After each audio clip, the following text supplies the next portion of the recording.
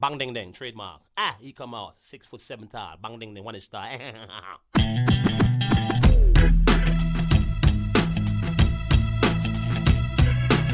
dong ding dong ding dong ding dong ding dong ding dong ding. It is a perfect day. Woke up to the sound of the garbage truck again. Upstairs neighbor's toilet's leaking on my head. Cars broke down, I missed the bus, there runs a 10. I had a feeling this was a day to stay in bed. I finally left my pad right under Jumbo's cloud roof. A police officer pulled out his gun and said, I said, sir, you got the wrong guy. I guess it's just a perfect day. It's just a perfect day. Na, na, na, na, Hey everybody, welcome back to Eggs. Today's special guests are Russ Morgan and Joey Mure. They are the founders and CEO of Wealth Without Wallstreet. They help train young people and I guess all people on how to be wiser with their money and how to save with some different banking strategies and things like that. So I guess then let's roll right into this conversation. Guys, welcome to the show. Welcome, man. Thank you for having us.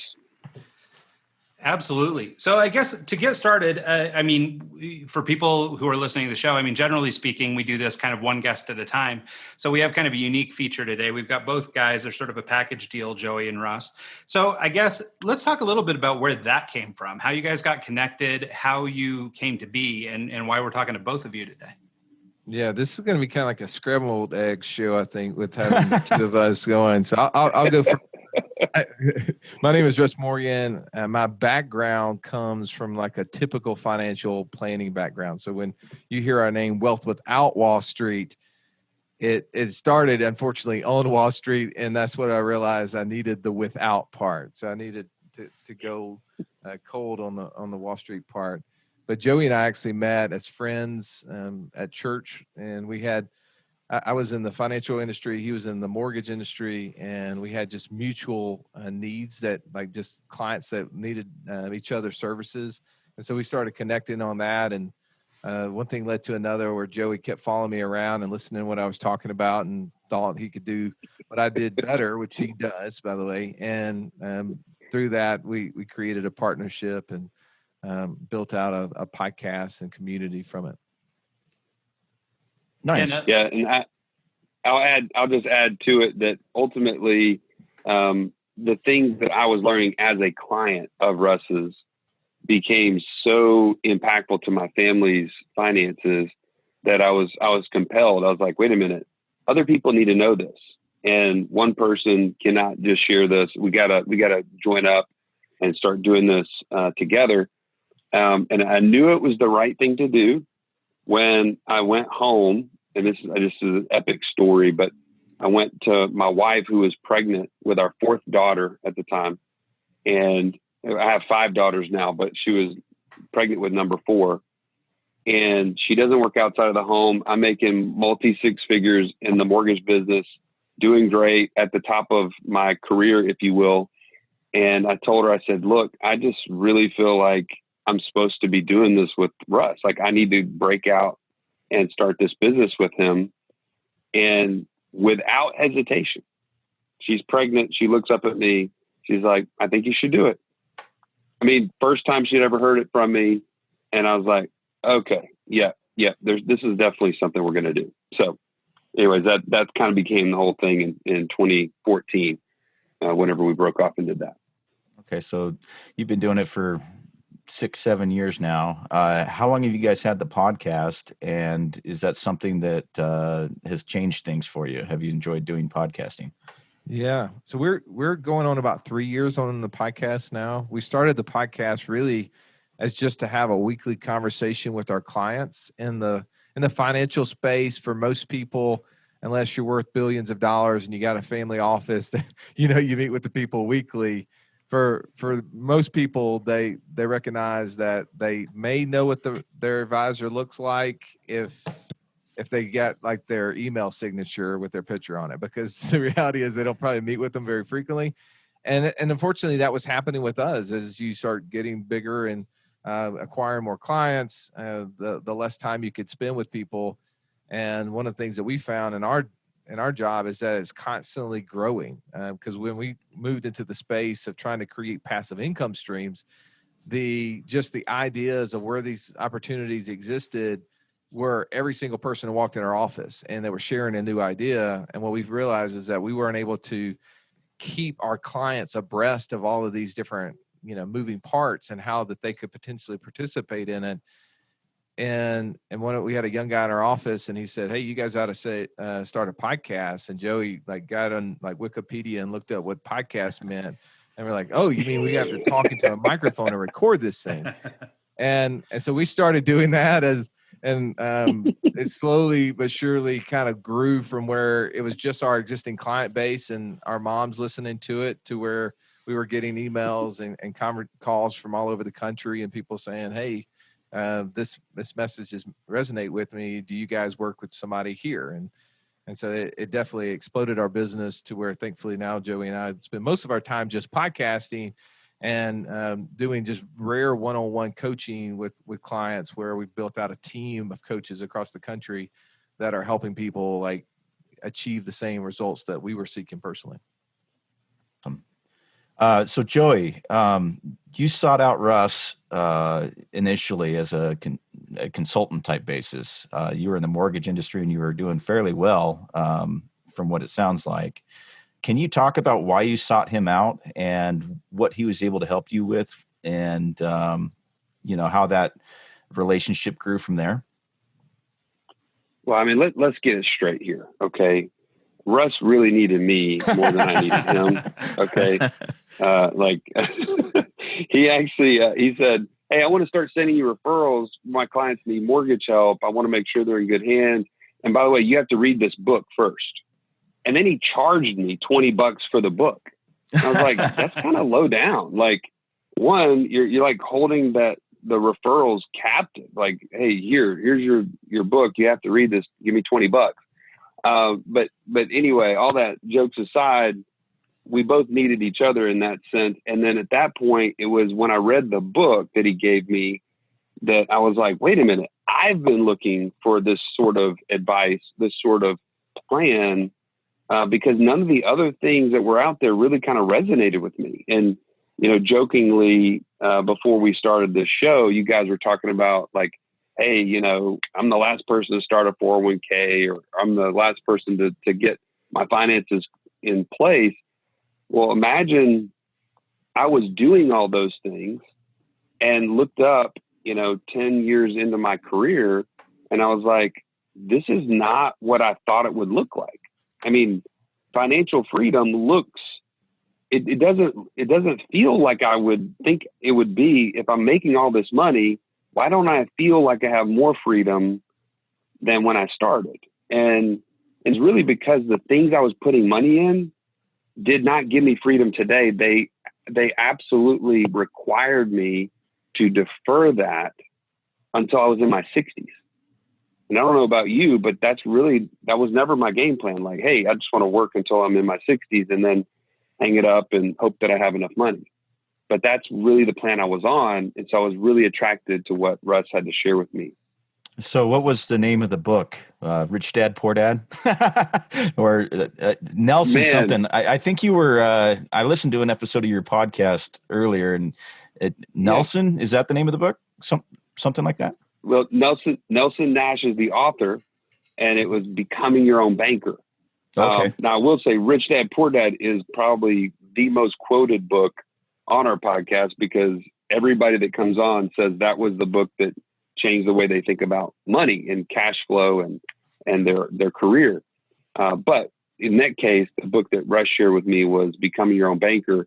And it just immediately was like, whoa, I can have access to cash today. I don't have to defer my life and freedom for the next 30 years. That's just, it was kind of finally put light on what I was already feeling. And it was like, whoa, this is definitely the way to go. So this is the infinite banking method for the most part. And it's investing into life insurance, correct? Is that how this works? Yeah. So basically, if you think about it, our 4-step process really brings people, first of all, into clarity. And that's really what happened for me as I'm explaining when Russ gave me that book. It's kind of like it finally clicked with me, like, wait, what I want to have happen and what I'm doing with my money are two different things, right? I need to start putting money into a position to where I can create financial freedom today.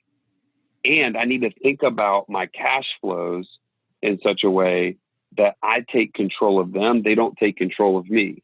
To kind of give you a little bit more meat on the bone there, just think about it from at the end of the month, am I always wishing there was more money that I could start putting aside? Well, a lot of times what we find when we're working with clients is they have the cash flow. They're just allocating it in the wrong places. They're putting money in places that don't match up with what they want. They're paying debts in a certain way that don't get them ahead. They feel like they have to do it a certain way because that's what they were always told, but they don't know which ones to prioritize. They don't know how much money to put towards them. And then, like I was talking about before, putting money into 401ks and IRAs and these types of things, what everybody says to do. But whenever you realize you want freedom before you're in your 60s, those things don't match up anymore. And so anyways, we start to get clarity. We start taking control of finances. And part of that control factor is once I know where my cash is flowing and I get some of it coming back towards me where I can save it, I want to save it in the most efficient means necessary. And so, Russ, I don't know if you want to share a little bit about the infinite banking process of how you pick up from there. And how did you find it? How did you figure this out on your own? Yeah, so so my story is I was the typical financial genius from until about September of 2008. If anybody knows kind of what happened there, that's about the time the market completely fell off, right? It was dropping from late 2007 till that point, but there was a point there, I think the market dropped a little over 800 points, the Dow did. And I just remember being on a golf course with a buddy of mine, and he had a smartphone at the time. I was still a flip phone guy. And he said, "Did you know the Dow just lost 800 points?" Now, most people who's listening to this now is like, well, what? That's just a typical day. What are you talking about? But at that point in time, that was the largest drop that I had personally experienced since, getting out of college, working, everything else. And especially as being an advisor to people's money. And I realized that all the things that I'd gone through and learned, becoming a certified financial planner and thinking that I was truly a financial genius because everything I told people to do, it went up, up, up, and up. And at that point, I was like, okay, this is that moment that Warren Buffett says, when the tide goes out, you really figure out who's wearing a bathing suit. And I wasn't wearing anything at that moment. And so I'm a challenge guy. If you tell me I can't do something, I'm going to go try and do it. And so I started going into seeking everywhere I possibly could from that point to try to figure out, well, what went wrong? What will keep it from going wrong again? And is there another alternative? And so I was down at a conference in Orlando, Florida, that following January. It was probably the third conference I'd been to try to seek new ideas. And there sits this 80-year-old man talking about this idea of how one could become their own banker. And I didn't even understand what that even meant. Like, what are you talking about, right? How does one become a bank? Do they just start taking deposits from other people and then lending it out? Is that not what Bernie Madoff did? I mean, how is this like a real idea?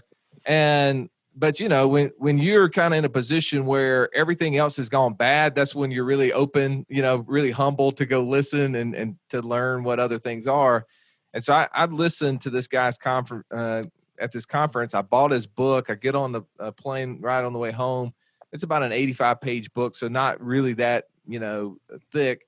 I got through it, and I said, I got to figure this out. Like, this doesn't make sense. And I went and spent time with a bunch of my other financial mentors, and they kept telling me, Russ, this idea won't work. It doesn't make sense. It's using this thing called life insurance. Everybody knows life insurance is a terrible idea.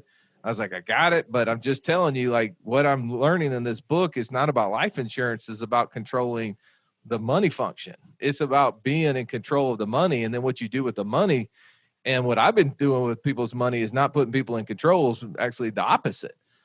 And so it took me about 6 months, to be honest, as I started interviewing people around the country. And this was not a podcast. I was just picking up cell phones and calling people and researching the internet and trying to find anyone who was doing it. You find a lot of people who said it didn't work, but I never found a lot of people said it didn't work because they tried it. It was just like the guys, some of my financial mentors saying it doesn't work because of X, Y, and Z. So, but then when I started interviewing people that were actually doing it, and I was like, well, show me how it's working. And they would actually show me what they were doing with their money. And they were like, Russ, this is about creating cash flow in your life. And the way to financial freedom is when you have more cash flow coming in from things that you're not working for, then you have monthly expenses. I thought, okay, well, that makes sense. I've been trying to help people save money, to get to this number. Like, if you make $100,000, you need about $2.5 million in the bank in order to spit off $100,000 a year and it not run out over 30 years. At least that's what the gurus tell us, right? The 4% rule, the Wade Fowles of the world. And I was like, well, how long is it going to take a guy making $100,000 saving $2,000 a year to get $2.5 million? Right? It's an eternity. They don't happen. And probably you're riding down the road right now saying, yeah, I mean, I'm not getting to that point. I'm just going to have to work the rest of my life. And that was the way most of the people I was interacting with were thinking about money, is that I've got to build up a number. But yet what I was reading in this book, Becoming Your Own Banker, and then connecting the dots with some of the other books I'd read, like Rich Dad, Poor Dad, of saying, no, wealth is not money. Money is nothing more than the means of exchange. Right? Wealth is goods and services. And how do I get more of those goods and services flowing to me instead of me buying all of those things?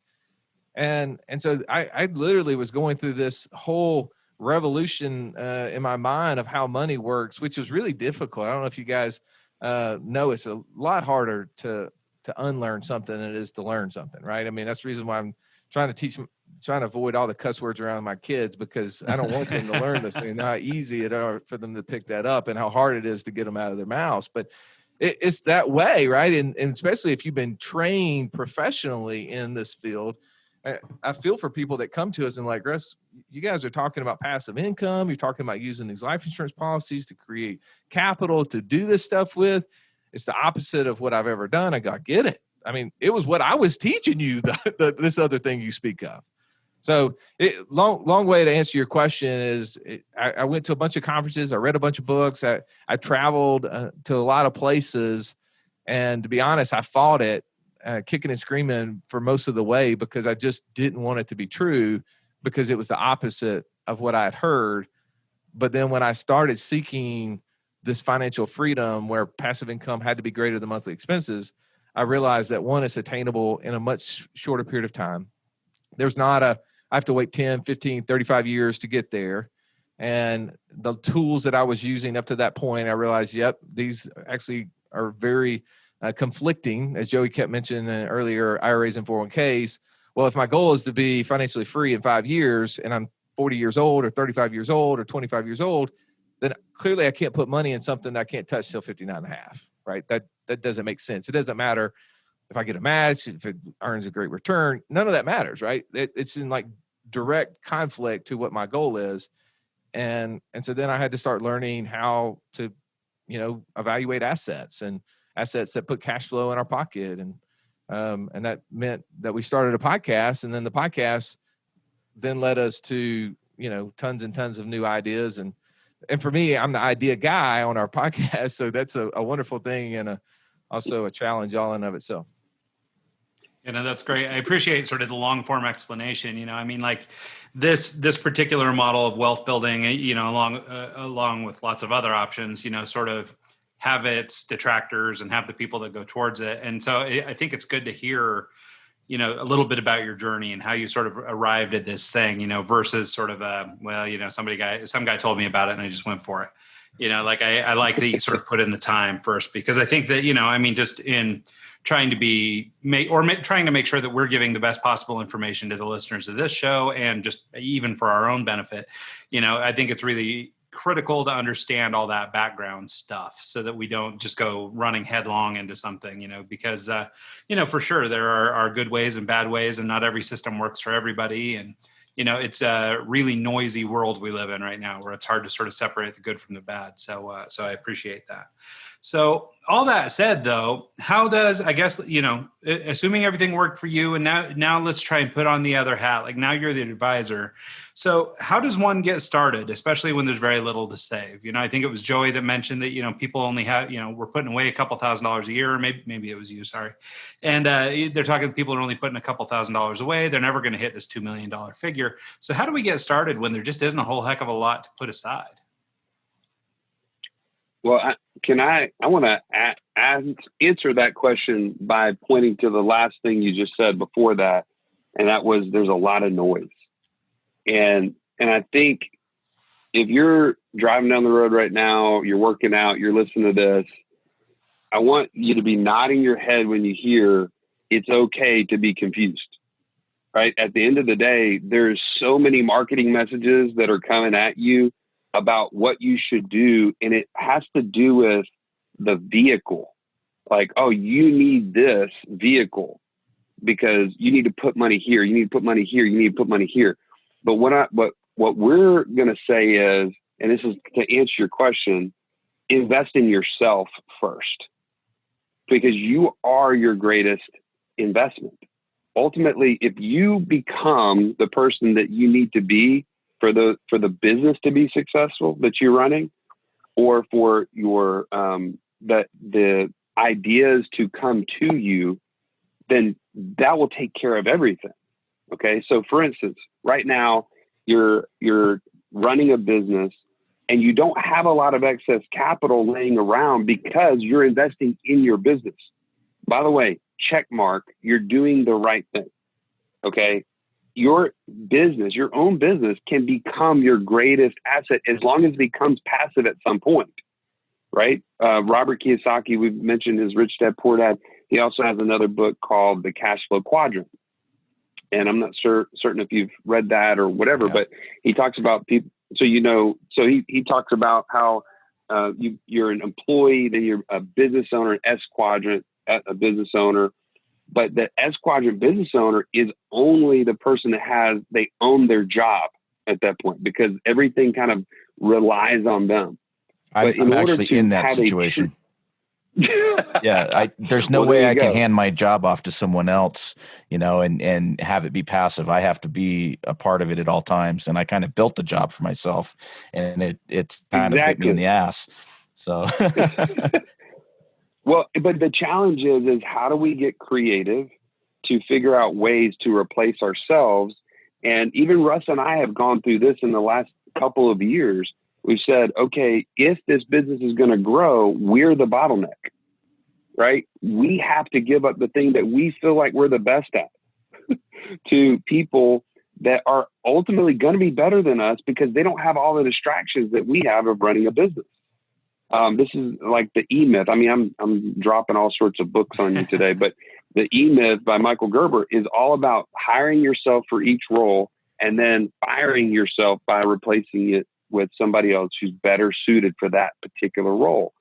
And if you can do that in your business, it will eventually become a passive asset, which will be far greater than any investment you could ever do on Wall Street or otherwise, because it's what you know and what you control, right? So, I guess to partly answer your question there, Ryan, is one, I would be investing in myself and my skill sets and my own network and all those sort of things to truly start growing wealth with what I have.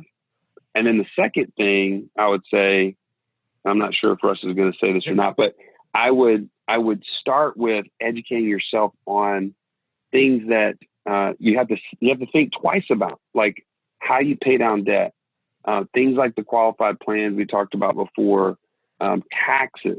We have specific courses on all of these things within our community that will kind of open your eyes to, oh, I never thought about how I pay down this debt could be keeping me from financial freedom.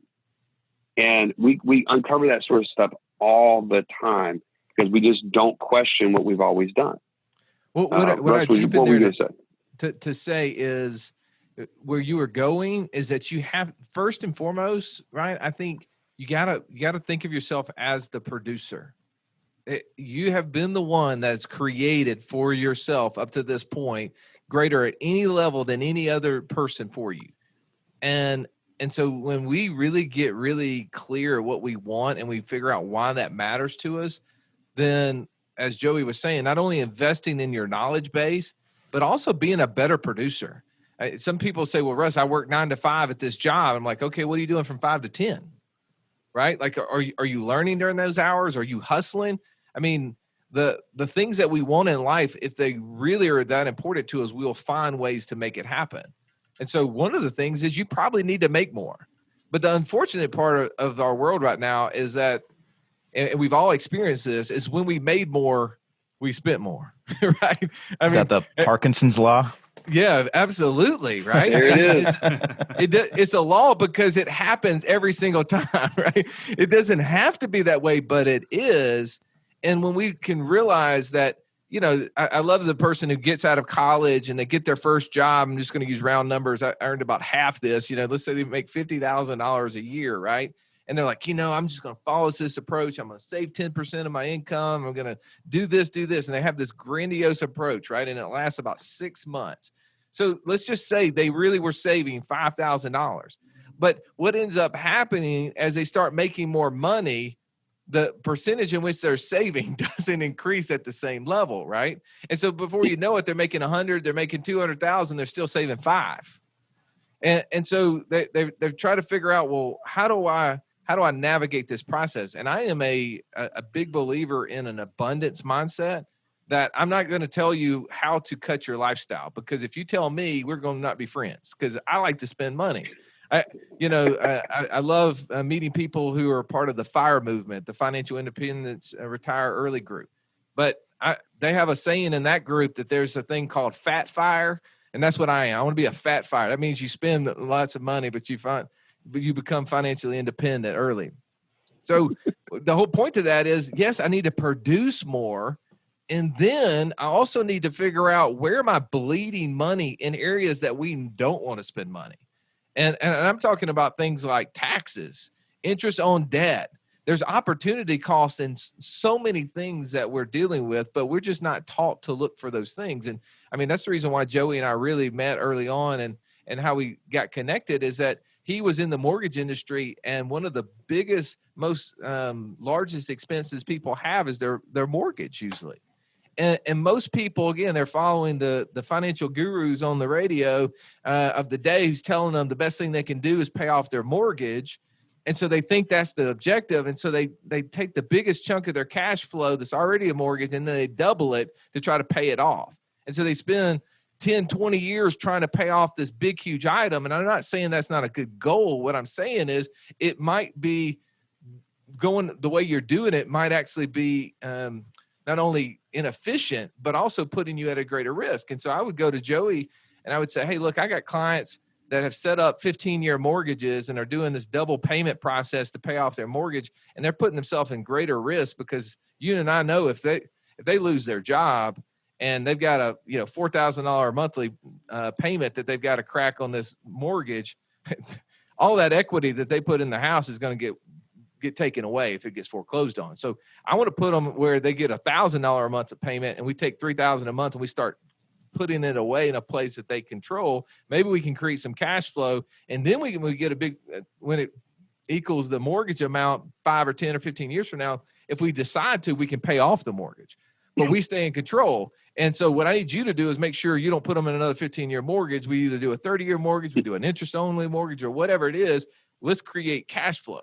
And so most of my clients would go to him and say, okay, I don't really have a whole lot of extra money to save because I got $1,000 a month going extra to my mortgage, $1,500 a month going to my 401k. I got, I do get this great tax refund every year. And we would sit down and like help them figure out where their cash flows were going.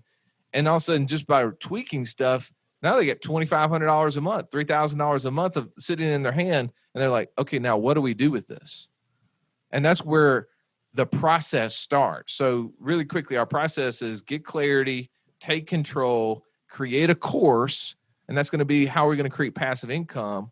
And then the fourth step is really rinse and repeat, but it's really living out, creating that life that's worth living, like doing what we want to do with that time instead of making more jobs for ourselves. Like if our goal is to be, time free or location free, then let's make sure we actually achieve that through what we're planning to do.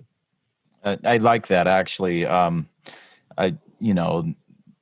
Over the last 5, 6, 7 years, we switched to a 15-year mortgage to pay the house off quicker because that's what, we were thinking was the right thing to do. And the thought of having just that cash flow to put aside in savings instead of just giving it to your bank. And if you lose your job, you lose your house, you lose all that savings. That actually is interesting. I never really thought of it that way. And, that's why I really enjoy having guests like you on because, it's kind of eye-opening, like little things that you can do here or there, or, just to kind of get that extra monthly income that you can use for other things. It's really smart. Yeah, it's interesting to hear the different perspectives. I mean, like, for example, we actually just refinanced our house. We had a good opportunity to drop our deal down a couple points. And we were talking to the guy that came around and did the signing with us. And we were talking to him, and we were just so annoyed with how much paperwork it was and all this stuff. And we started talking about how our in-laws, it seems like, are refining 2-3 times a year. Like, God, it seems like they're refining all the time. And we were like, oh, it's such a mess. There's no way they're coming out ahead on this thing, and blah, blah, blah, just going on and on and on. And then he was telling us about one of his clients who is a guy who just buys real estate. And all he does is just, buy a piece of property, put somebody in it, and moves on to the next one, that kind of thing. And basically his whole thing was he's refinancing all the time because he's taking that money and refinancing. The goal is never to pay off the property. The goal is to take that money and put it back into the next one so that he can then be generating, twice as much as it's costing him and so on, So it's kind of interesting, because in my head, I grew up with a mother who had very traditional financial advice, really, steered me down the path of, we hate leases. We hate, everything it is that would be sort of maybe not even popular nowadays. But so my mind too is set on, okay, well, let's pay off the house. It's the one thing we have. That's the one investment we've made that's valuable. And then after hearing this guy tell the story the other day about this guy who's, he's refinancing a new property every week or two because he's leveraging interest rates and all this stuff so that he can pull the cash out and use it to buy another property. It just sort of totally changed my thought processes on that. And so, and I think you're kind of reinforcing that here by, I guess sort of shifting what is maybe traditional school of thought. Well, and I want to make sure that it's clear that like our goal for people is to be financially free. And when you have most people don't even know what that means, right? So that's the reason why we put our heads down and we just keep going to work because we don't really know the mark. But it is super easy. The formula is easy, but the work to accomplish it is super hard. To get there is not easy, but to know what it takes, it is literally this. You ready? Write down how much passive income you have coming in. That's money that you are not actively working for. Put that on one side of the page. And on the right side of the page, add up all the things that you spend money on. Your typical monthly expenses. That's your mortgage, your cars, your eating out, kids' expenses, you name it. Put it on the right side. When the number on the left side of the page is greater than the number on the right side, that's freedom.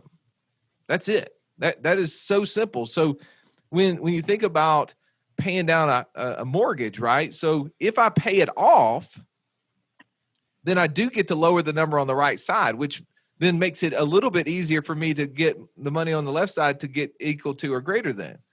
But if you think about how much time I'm giving up to get there, then you have to say, what's the trade-off? Well, could I use those dollars to do something that would actually put money on the left side of the page at a rate equal to or greater than paying off on the right side?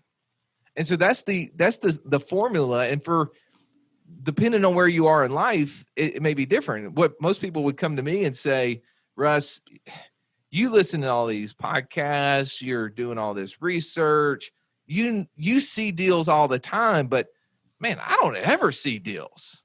And so I'm going to use this as an example. So Mike, what kind of car do you drive? I have 2 cars. I have okay, one give me just one of them. Volkswagen Passat TDI. Okay. And this, when you bought the Passat, was this the first time you had a Passat, or had you had one before? First time I bought a Passat. All right, I bought perfect. it because it has the 50 miles per gallon. So nice. That's why that's I got awesome. it. Now, I don't know about you, but most people, when we have this car, this idealistic car that we wanted to buy for whatever reason, 50 miles a gallon, or I think it looks cool, we go there, we buy the car, and we start driving around. And what's the first thing we start noticing on the road? Every other person has the same car. Yeah. Everyone else has Yeah. the car that we thought was so stinking unique, Yeah. right?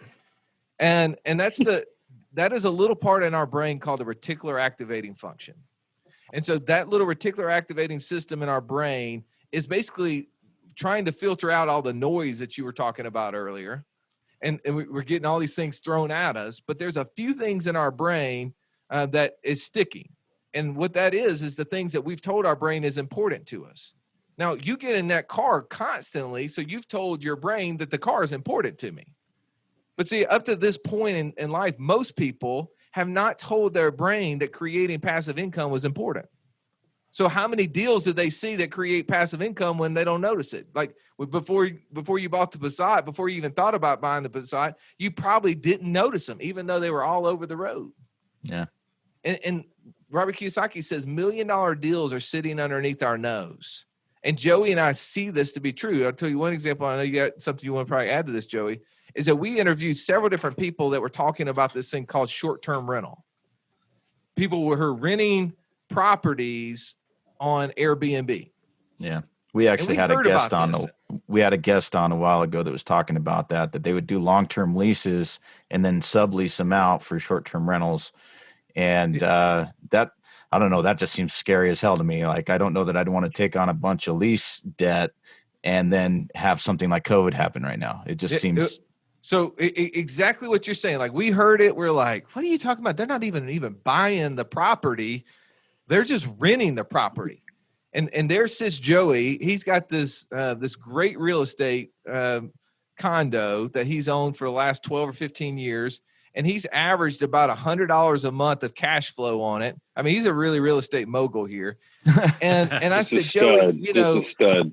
I'm like, man, what if you and I went together and we decided, let's try this short-term rental thing out. Like, we keep hearing people telling us it's a good idea, and they're saying it is. I mean, let's rent your place from you, and we'll just pay you the rent, right? If it doesn't work out, you could either go back and rent it to somebody else and keep making your $100 and I'm out of the deal, or you can sell it, right? But really low risk scenario. Let's just try this deal out.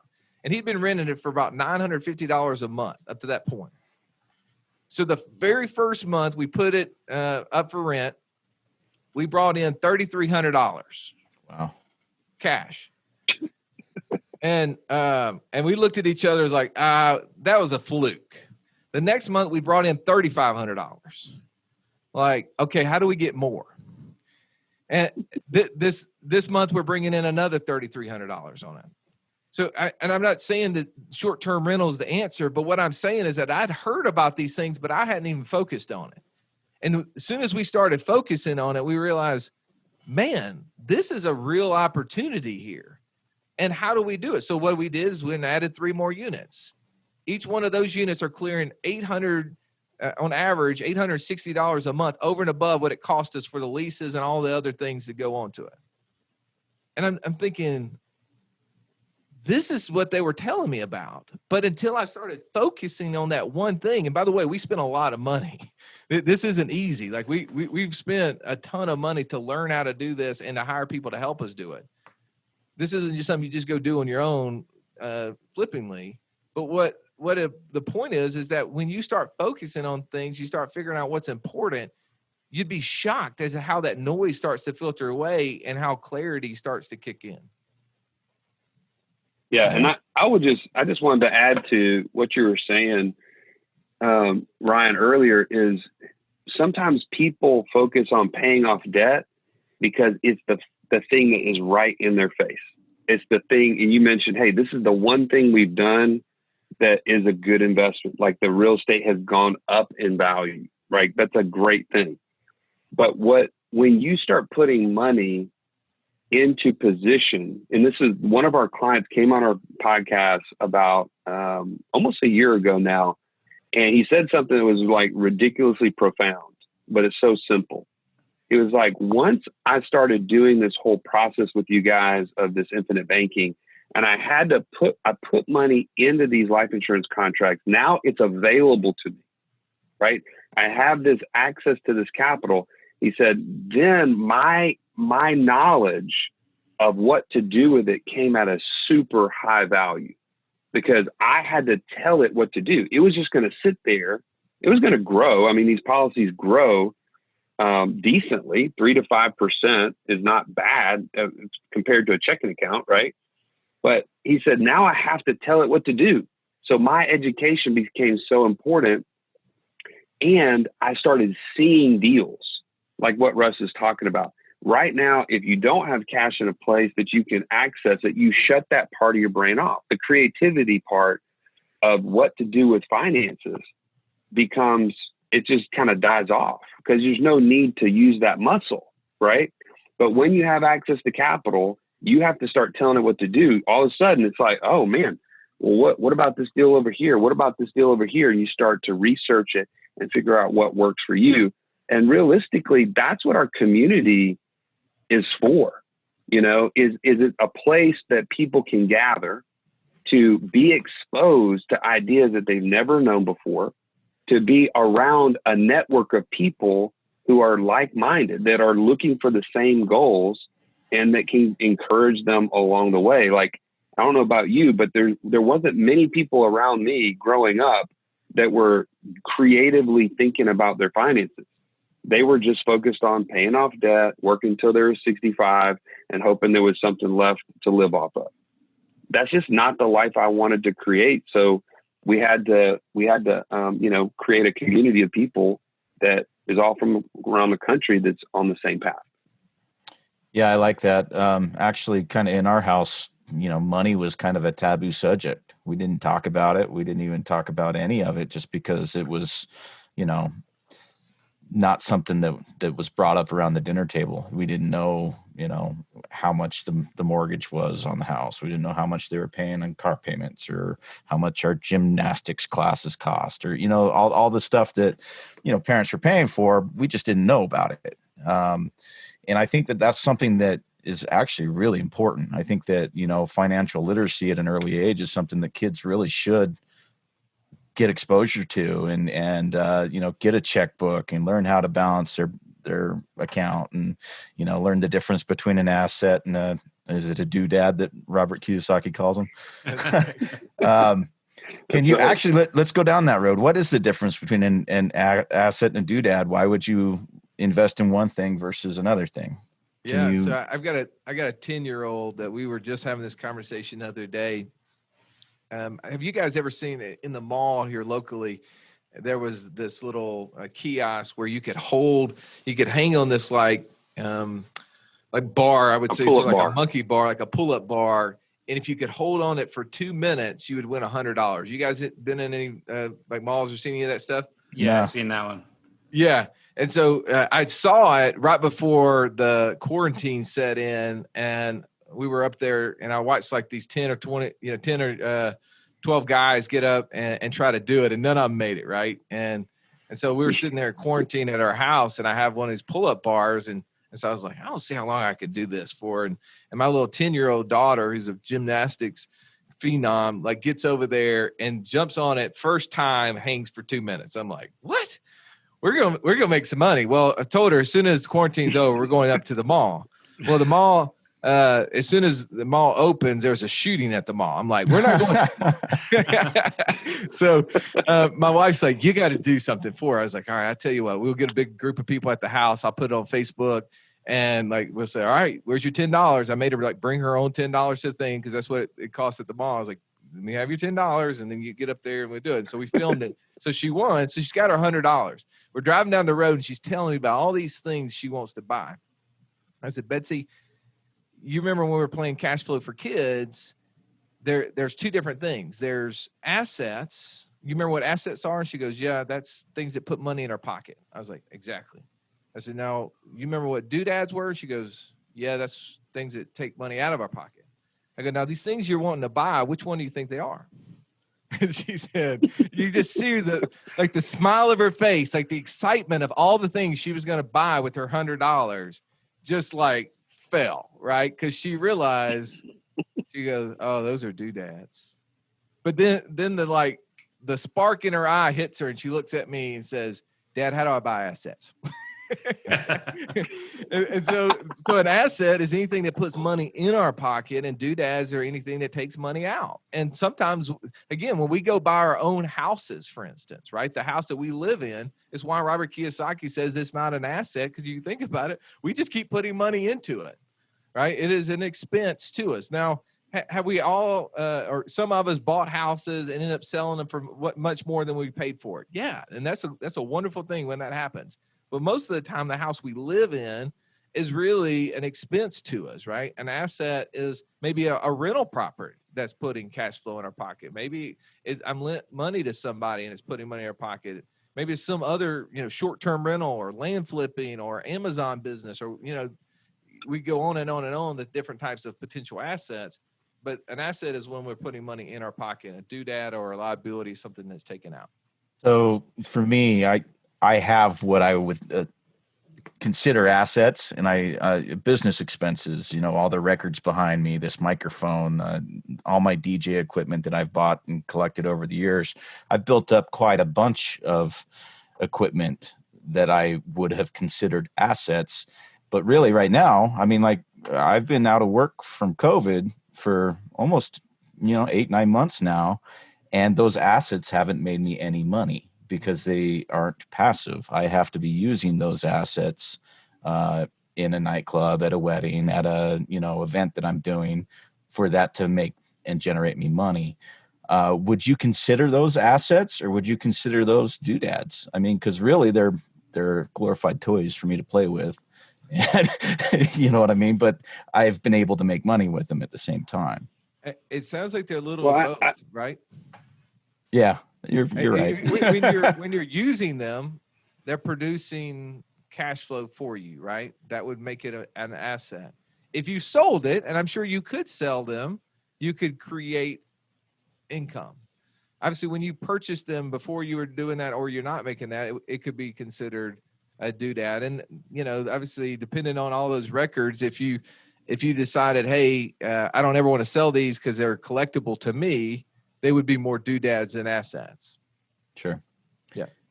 Well, and they also, you have to think about it. Every business has required things that, in order for the business to be, substantiated or to be able to provide.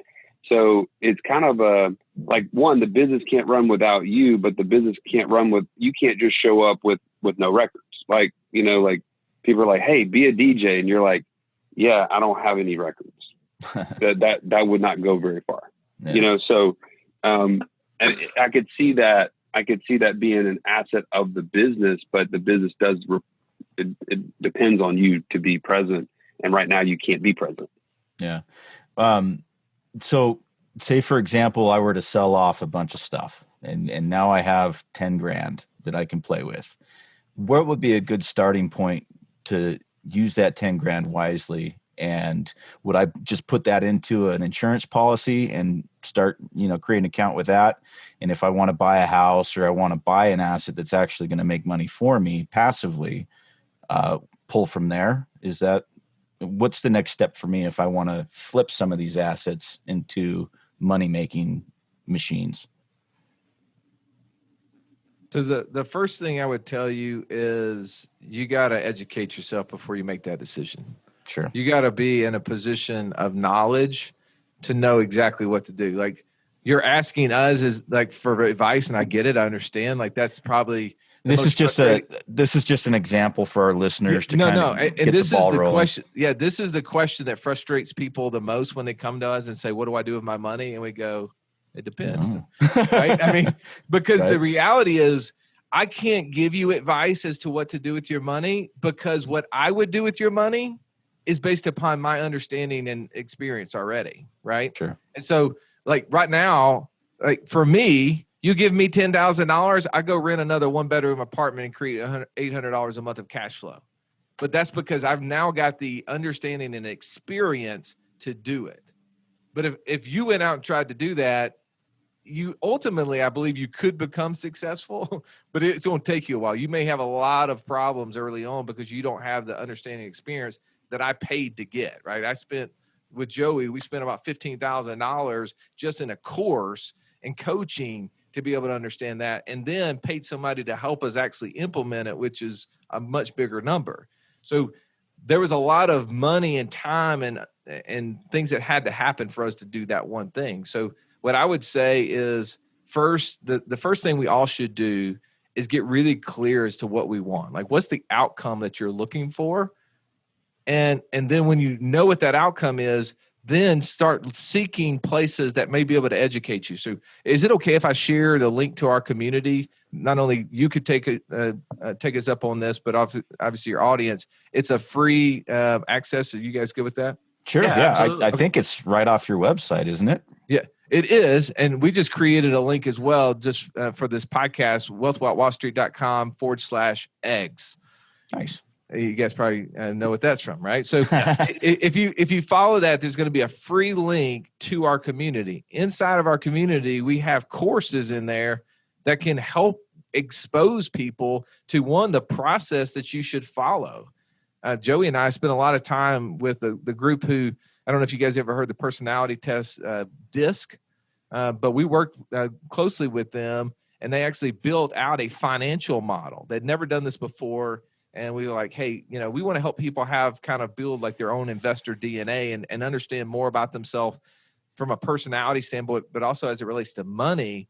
Can we use that in context to helping them kind of understand how they're wired? So then from there, they can make decisions based upon the different passive income outlets there are of where they should spend their time and effort, right? And to help narrow down the choices. And so we did that, and that exists inside of our community. And people are able to go through that course, and then from the lens of understanding, am I an autonomous type person? Do I have very analytical, detailed bent to myself or not? Then they can go through some of the passive income options that exist and say, okay, well, I need to weed these out, because like for me, as you guys might already imagine, I'm a little bit of an extrovert. Details, I need somebody to implement and help me with that. So anything that's going to require me to go do all the different due diligence on it, unless I partner with somebody that's that way, I need to avoid it altogether. But also anything that gives me a chance to be in a business ownership position within whatever we're doing, because my brain sees 4 steps ahead, put me in. That's the kind of thing I need to be looking at, because then I say, well, Joey, this is how our short-term rental business goes from wake up in Birmingham to wake up in Alabama, wake up in US, like we can start expanding this because we take it from here to here. And so that's what I would say for you or anyone who's listening. The best time and money you should spend is on yourself. I would not go put it into anything before investing into your knowledge and your expertise, because when you get that, and our process does teach how the infinite banking concept works. There's a free course in there, IBC 101, but our goal is you need to be empowered to know what to do. And when you get that sort of clarity, the decisions become easy at that point. Yeah, that's great. Well, thank you guys so much for your time. Just here in closing again, do you mind giving the link again and any other information where folks might want to track you guys down or get in contact? Yeah, I just want to encourage you to join the community, wealthwithoutwallstreet.com/eggs. In the community, you can actually message us privately. There's a private message function. It's an app on your phone, and literally that's the easiest way to get with us. Tell us you heard us on the Egg Show, and how we can help you from there. We'll just help direct you at that point. That's awesome. Well, thanks, guys. We really appreciate your time. Thanks for making this happen. And thanks to everybody who tunes in this week and every week, and we'll see you all next time.